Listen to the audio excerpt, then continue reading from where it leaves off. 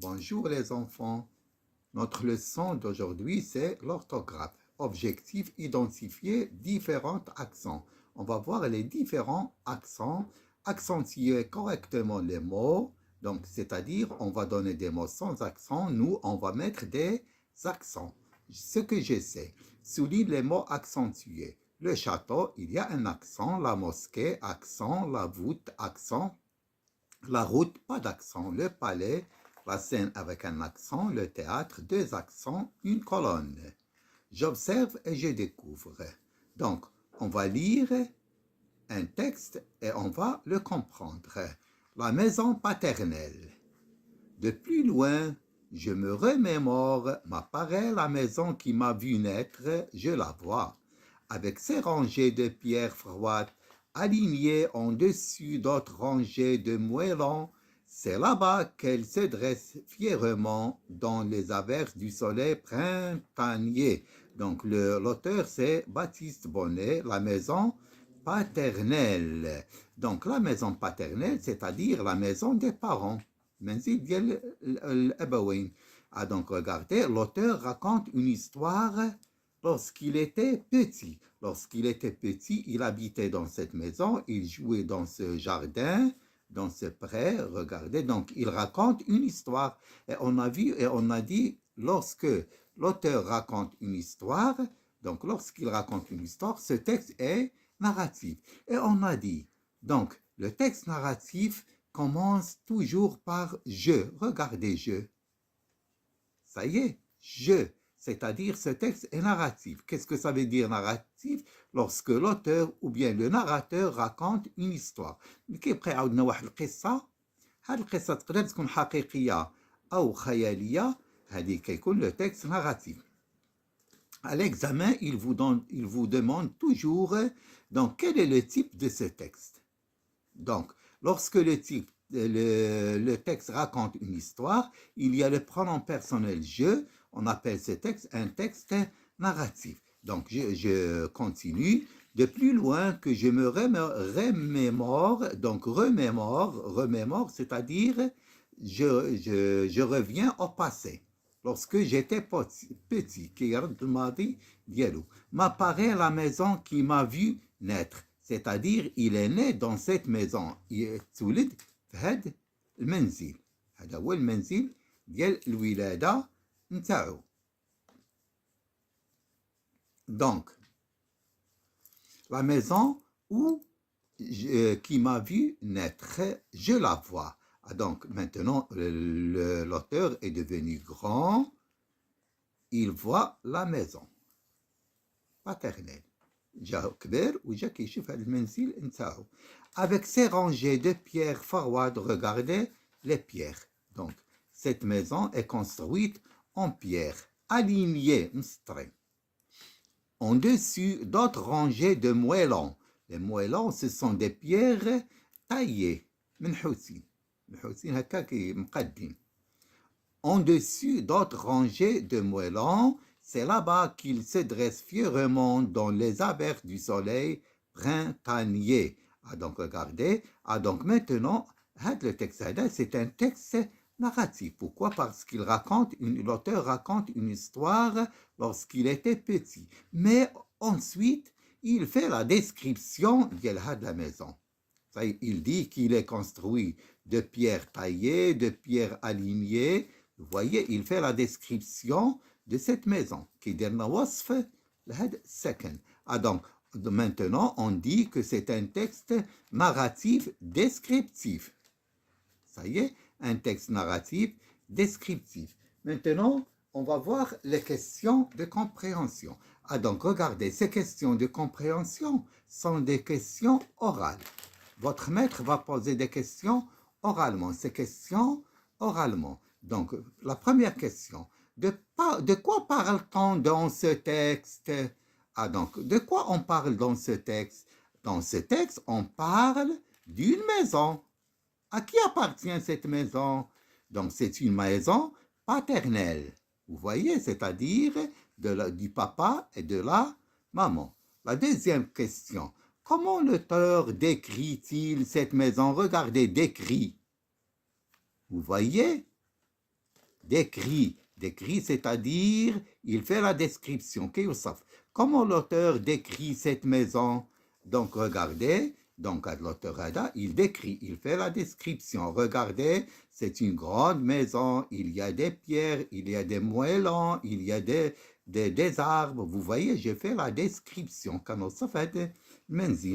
Donc, l'auteur, il l'a décrit avec beaucoup de délicatesse. Donc, il pense toujours beaucoup à cette maison. 3. Question 3. Penses-tu que l'auteur vit toujours dans cette maison? Justifie ta réponse. Est-ce que l'auteur vit toujours dans cette maison? واش باقي الآن عايش في هذه الميزون في هذه الدار هذه؟ واش l'auteur الكاتب مازال يسكن في هذا المنزل؟ Donc regardez la réponse. Non, il ne vit plus dans cette maison, mais il s'en rappelle. Il ne vit plus dans cette maison, mais il s'en rappelle. ما بقاش كيسكن في هذا المنزل هذا، ولكن غير كيتفكر الماضي ديالو. Donc regardez, ces questions ne sont pas dans le livre, je vais vous les laisser. Donc 2. Question numéro 2. Je manipule et je réfléchis. Donc, lis le texte et souligne les mots accentués. Donc, on va lire le texte et on va accentuer. Donc, on va chercher les mots où il y a l'accent. De plus loin, la maison paternelle. De plus loin, je me remémore. Regardez, il y a un accent. M'apparaît, accent. La maison qui m'a vu naître, accent. Je la vois avec ses rangées, accent, rangées. De pierres froides alignées. Alignées. Donc regardez, accent. En-dessus d'autres rangées de moellons. Ça y est. Donc regardez, donc de moellons. C'est là. Donc regardez là. Très important. Là avec accent. Là-bas, qu'elle se dresse fièrement. Accent. Dans les averses du soleil printanier. Ça y est. Donc maintenant, regardez sur quelles lettres sont placés les accents. Par exemple, regardez, remémore. L'accent est sur E. Ça y est, E, remémore. M'apparaît sur le I, accent circonflexe, sur le I. Donc, naître sur le I. C'est rangé sur le E. Aligné sur le E. Rangé sur le E. Là sur le A. Fièrement sur le E. Donc, je vais écrire remémore, E accent, et j'écris sur mon cahier remémore. M'apparaît, apparaît. Naître, accent gras, accent circonflexe. Vous voyez? Donc, question 3. La question numéro 3. Dans la dernière phrase, il y a un accent sur le A de là. À quoi sert cet accent? Donc, regardez, là avec accent et là sans accent. Là avec accent, c'est un adverbe de lieu. Donc, par exemple, là-bas se trouve notre maison. Là-bas se trouve notre école. Vous voyez, là-bas, lorsque je montre. Donc, ça, c'est un adverbe de lieu.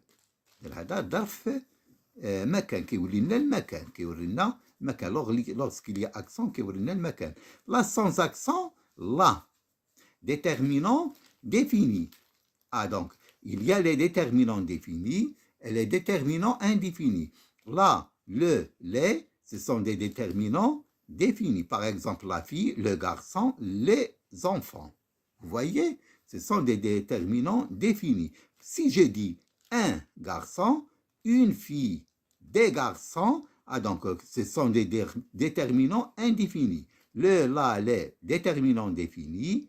Un, une, des déterminant indéfini. Ah, par exemple, il y a aussi A et A avec accent. Vous voyez? A avec accent. A, c'est le verbe avoir. A avec accent, c'est un adverbe. Donc, je vais à l'école. Vous voyez le lieu, qui indique le lieu. 4. Relève les mots contenant un accent aigu. Ah, donc, regardez, accent aigu, c'est toujours à gauche. Accent grave, c'est toujours à droite. Donc, aigu, c'est fermé. Je dis remets, mort. Je remémore. Fermé. كتكون مسدودة مغلوقة. صحيح ماشي كانوا نحلوا الفم ديالنا لا كتكون مغلوقة. هذه راه ما كايناش remémore. صافي. ranger. Fermé. aligner. Fermé. Maintenant, relève les mots contenant un accent grave. Ah, donc, regardez, l'accent grave, c'est le contraire de l'accent aigu. L'accent grave, ça s'écrit à droite. Donc, on dit fièrement. Regardez, c'est ouvert. L'accent est ouvert. Mftouha. Ça fait fièrement. Regardez, rangé, fermé. Fièrement ouvert. Là. Donc, il habite là-bas. Vous voyez? Il est ouvert. Relève les mots contenant des accents circonflexes. Naître, apparaître. Naître avec accent circonflexe sur le i, apparaît, accent circonflexe sur le i. Maintenant, on va voir, je construis la règle. Ça y est, on va construire la règle. Donc, regardez. Complète avec les éléments suivants. Un arrêt, موقف, dresser une université, جميعا, l'excès drôle. Ça y est, je répète. Un arrêt, dresser une université, l'excès drôle. Donc, il existe 3 sortes d'accents. Okay, 3 sortes d'accents. Accent aigu, accent grave, accent circonflexe. Ça y est, un autre accent, on va voir l'autre accent. Ah, donc, d'abord, on va voir l'accent aigu.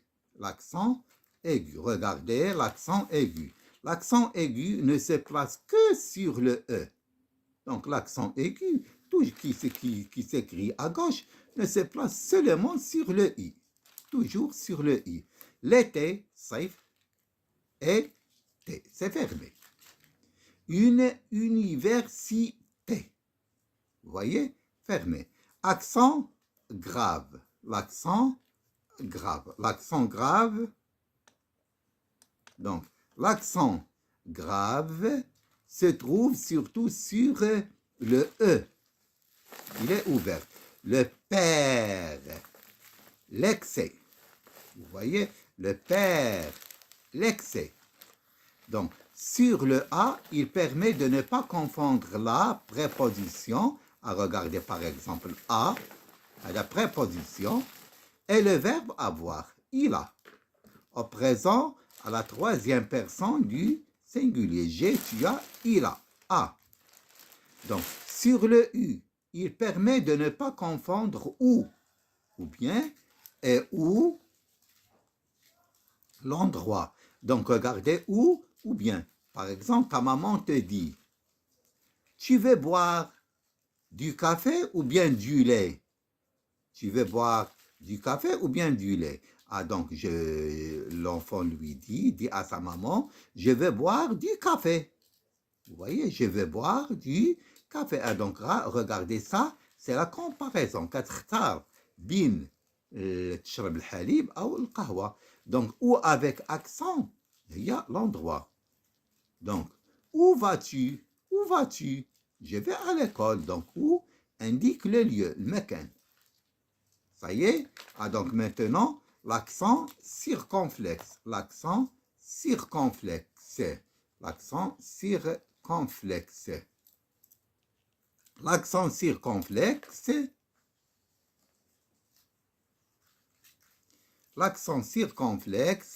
peut coiffer toutes les voyelles sauf le i. Ça y est. Ah, donc, regardez, on a vu les voyelles. On a dit il y a 6 voyelles. Le A, le E, le I, le U, le E et le Y. Donc, l'accent circonflexe peut coiffer. Coiffer, ça vient du mot coiffeur. Donc, le chapeau, on peut le mettre dans coiffer toutes les lettres, toutes les voyelles. A, E, I, U, donc E, donc toutes les lettres sauf le I, sauf la voyelle I. Ah, donc regardez par exemple A, la patte, U, fut, drôle sur le O. Ça y est, tête sur le E. Ça y est, naître sur le I, apparaître sur le I. Ça y est. Ah, donc la dernière voyelle, une voyelle précédant une consonne double ne porte jamais d'accent. Ça y est. Ah, donc lorsqu'il y a double consonne, ah, regardez par exemple, on a dit il y a les voyelles, les 6 voyelles, les autres lettres sont des consonnes. Ah, donc regardez, lorsqu'il y a double consonne, je dis dresser. Ça y est, dresser. Donc, mais je ne mets pas d'accent. Je m'entraîne. 1. Ajoute si besoin l'accent qui convient. L'histoire, pas d'accent. Une voûte, accent circonflexe sur le U. La ferme, intéressant, accent aigu, fermé. Une caresse, ah donc regardez, double consonne, pas d'accent. Donc je prononce l'accent, mais il n'y a pas d'accent. Pourquoi? Parce qu'il y a double consonne. Un château, accent circonflexe sur le A. Maître, double consonne. Un palais, pas d'accent. Une civilisation, pas d'accent. La grêle, tsibruri, donc accent circonflexe. Le frère, accent aigu. Drôle, accent circonflexe. La colère, accent grave. Différents, accent aigu. Le père, accent grave. 2. Orthographie correctement les mots entre parenthèses. C'est-à-dire, on va écrire ces mots avec une parenthèse. Mon père, père avec accent aigu. Et mon frère, accent aigu. On visitait, accent, donc père, accent grave, frère, accent grave, visiter, accent aigu. Dans la forêt, accent circonflexe. Il y a des chênes, accent circonflexe. يعني في الغابة كاين les chênes, الأرز. Donc, des arbres, أشجار. Nous écrivons, donc accent aigu, aigu. Des écriteaux, accent aigu, donc écrire, pour sensibiliser à la sauvegarde. Donc, regardez, à avec accent. Ça y est, c'est un adverbe. Donc, des musées, accent aigu. Ah, donc, regardez, maintenant, où se trouve la mosquée Hassan II? Où se trouve la mosquée Hassan II? Donc, où avec l'accent. Le lieu, il indique le lieu. On a dit où sans accent indique la comparaison. Maman te dit, est-ce que tu bois du café ou bien de lit? Ou bien de lait, sans accent. Mais avec où, هو المكان. Où vas-tu? Où se trouve la mosquée? Mosquée, accent aigu, Hassan II. Où se trouve la mosquée Hassan II? Phrase interrogative. 2. Mon frère, avec accent grave. Frère, me dépose, accent aigu. Tous les jours, à. Adverbe. L'école, accent aigu. Donc, question 3. Ajoute les accents qui conviennent sur les mots, puis classe-les dans le tableau.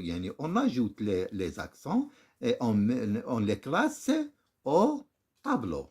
Donc, le râteau avec accent circonflexe. Le râteau هي واحد الآلة كنخدموا بها في les jardins. Le mystère, accent grave. La pièce, accent grave. Le présent, accent aigu. Écrivant, accent aigu. Très, accent grave. Différent, accent aigu. La forêt, accent circonflexe. Ah, donc regardez maintenant, on va classer l'accent aigu, l'accent grave et l'accent circonflexe. Donc, accent aigu, écrivant. Présent, ça y est, E accent aigu, E accent aigu. À gauche. Mystère, accent grave. Pièce, accent grave. Trait, accent grave. Accent circonflexe sur le A, sur le E. Râteau, forêt. Et maintenant, je m'évalue. On va faire les évaluations. Donc, évaluation. Réécris les phrases en accentuant les mots qui ont perdu leur accent. Donc, maintenant, on va écrire des phrases qui ont perdu leur accent. Regardez, il a été invité par ma mère. Il a été invité par ma mère. Il a. Ah, donc, regardez le verbe a. Été. Le verbe être. Accent aigu, accent aigu. Invité, accent aigu. Par ma mère, accent grave. Ça y est. Ah, donc maintenant, question B. Elle a commandé une crème glacée. Ah, donc, elle a commandé donc l'accent aigu. Ça y est. Donc, accent aigu. Elle a commandé le participe passé de l'auxiliaire avoir. Une crème, accent grave, glacée, accent aigu. Ils ont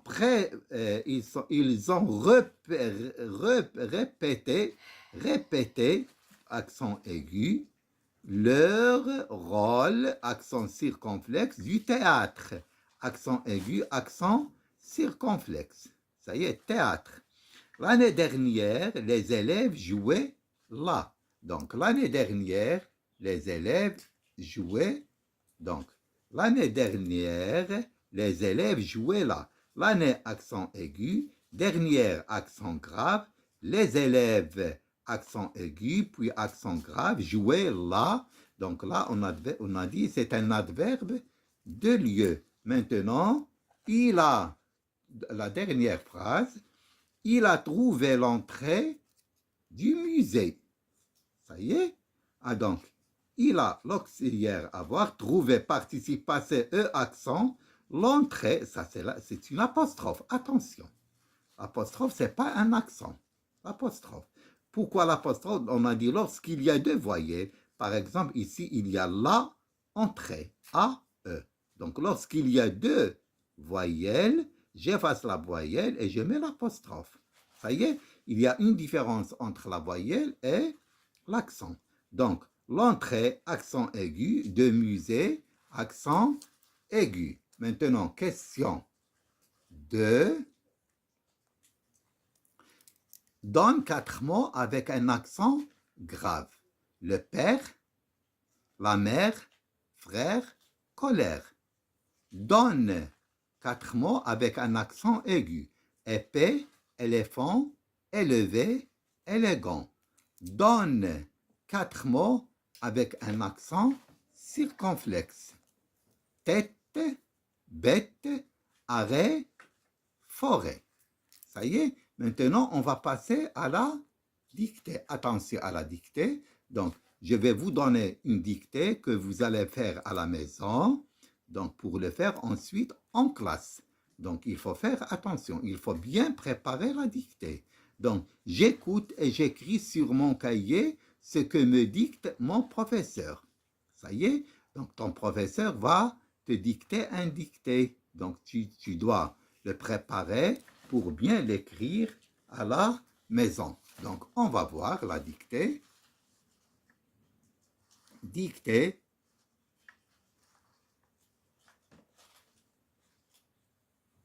Donc, Regardez, Bab al-Had Araba. Bab al-Had Araba.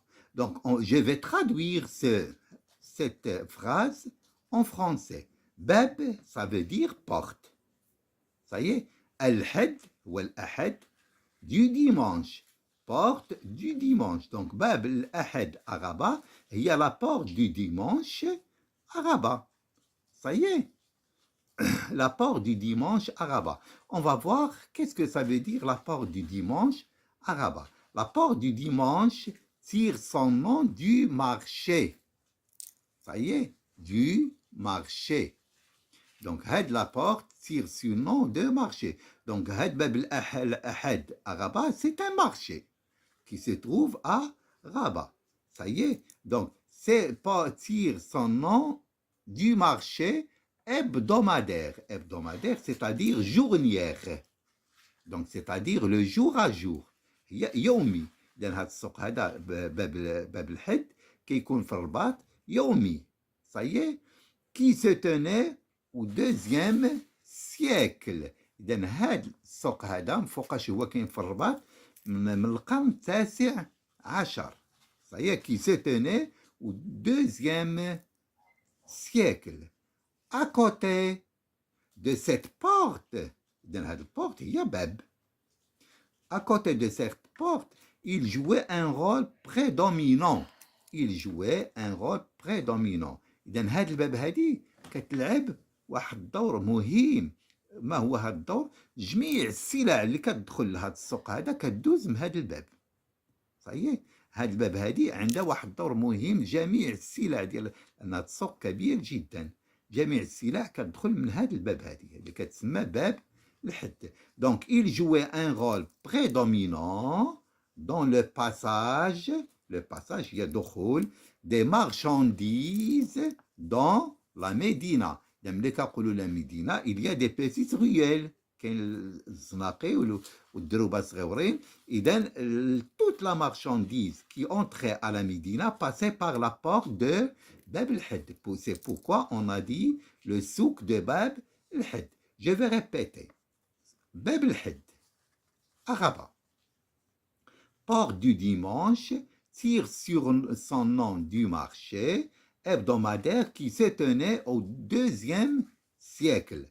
À côté de cette porte, il jouait un rôle prédominant, c'est-à-dire cette Bab joue un rôle prédominant, c'est-à-dire toute la marchandise qui entrait au souk passe par cette porte, par le passage dans le passage des marchandises dans la Médina. Et maintenant, on va voir, regardez, on va voir les accents. Bab al-Ahad à Rabat. Regardez A. Ça y est, on a dit A, c'est un adverbe qui indique le lieu. À Rabat. Rabat, c'est un lieu. Port de dimanche, Bab al-Ahad. Donc, regardez, tire, le verbe tirer. Son nom du marché, accent aigu. Ça y est, du marché, accent aigu. Hebdomadaire, yomi, journalier. Qui se tenait au 12e siècle. إذا هذا السوق هذا باب الحد من القرن التاسع عشر هو كاين. Ça y est, à côté de cette porte, il jouait un rôle prédominant. إذا هذا الباب هذه كتجي تلعب واحد الدور مهم. Donc regardez, à côté A, accent grave, côté O, accent circonflexe, E, accent aigu. De cette, regardez, de T, double consonne. Donc, pas d'accent. Cette porte, il jouait. Donc, c'est un pronom personnel. Jouer, le verbe jouer, verbe de premier groupe à l'imparfait. Un rôle, regardez, daur, un rôle, accent circonflexe, prédominant. Regardez, E, accent aigu, prédominant à un T à la fin. Dans le passage, double consonne, passage des marchandises dans la Médina, accent aigu. Ah, donc regardez, il faut bien travailler had le dicté هذا. Donc pour le faire en classe. Allez, au revoir et à demain, on va voir une autre leçon. Au revoir.